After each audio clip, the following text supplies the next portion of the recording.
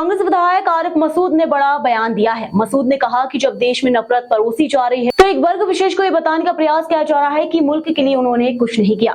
मुसलमानों की उपेक्षा की जा रही है। मुस्लिम धर्म गुरुओं के नाम खत्म किए गए। इतिहास को बचाने के लिए आजादी के पर्व पर हम कार्यक्रम करेंगे। मसूद ने तंज कसते कहा कि हर नाम पर तकलीफ है ने सुनियोजित हमला होता है सरकार का। इतिहास में छेड़छाड़ करना ठीक नहीं। वहीं कांग्रेस विधायक ने कहा कि इतने नाम में छेड़छाड़ की गई है कि घंटे गुजर जाएंगे मुसलमानों से जुड़े हुए नाम लेते लेते।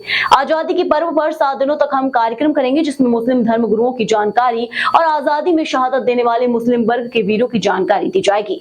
वक्फ बोर्ड बिल पर भड़के कांग्रेस विधायक आरिफ मसूद ने कहा कि सरकार की नीयत वक्फ की संपत्तियों पर खराब है। वक्फ की संपत्तियों को हड़प नहीं पा रही है बीजेपी सरकार। वहीं इस बिल के खिलाफ हूं मैं। बांग्लादेश मामले पर कांग्रेस विधायक आरिफ मसूद बोले कि कांग्रेस पार्टी का क्या स्टैंड, जवाब दे। कांग्रेस पार्टी में पार्टी का प्रवक्ता नहीं हूं, लेकिन हम क्यों आसपास झांकते फिरते हैं। हम मोहब्बत करें और देश की दुनिया में नंबर 1 के लिए काम करें।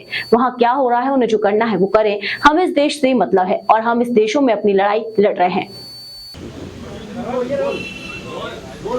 15 अगस्त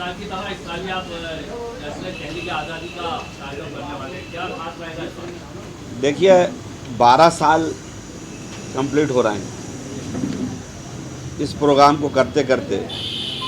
जश्न आज़ादी के मौके पे उलेमा इकराम की कुर्बानी, ये सवाल इसलिए बनता है बहुत बड़ा कि जब देश में नफरत परोसी जा रही हो,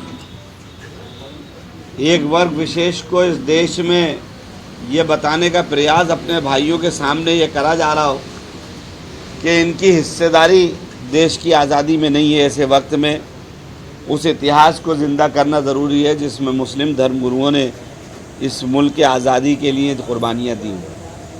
इस प्रोग्राम की थीम भी यही है, उसका सोच का और काम का मकसद भी यही था।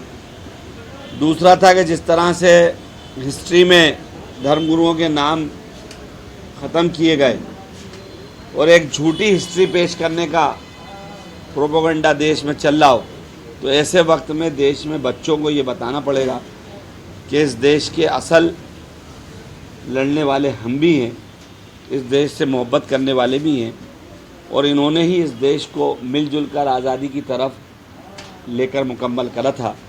इसीलिए ये आज़ादी का पर्व हम लोगों के लिए महत्वपूर्ण है।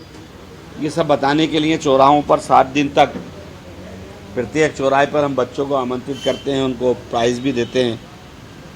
और आप लोगों से दरख्वास्त करूँगा कि अगर उसमें कहीं ना कहीं आप लोग शामिल होते रहेंगे तो बच्चों की डिबेट्स में आपको वो नाम मिलेंगे जो नाम शायद बहुत वक्त हम लोग पढ़ भी नहीं पाते, वो नाम भी मिलेंगे। तो ये तहरीक इस हिंदुस्तान में नफ़रत ख़त्म करने और जंग आज़ादी का सही इतिहास बच्चों तक पहुंचाने का कारगर एक कदम साबित हो रही है। यह फैंस क्लब के हमारे अध्यक्ष नफीस और अजमत भाई इसमें लगातार मेहनत करते रहें और इनकी मेहनतों से आज हम यहाँ तक आए इस प्रोग्राम को। और इस बार फिर कल से ये प्रोग्राम भोपाल में शुरू होने जा रहा है।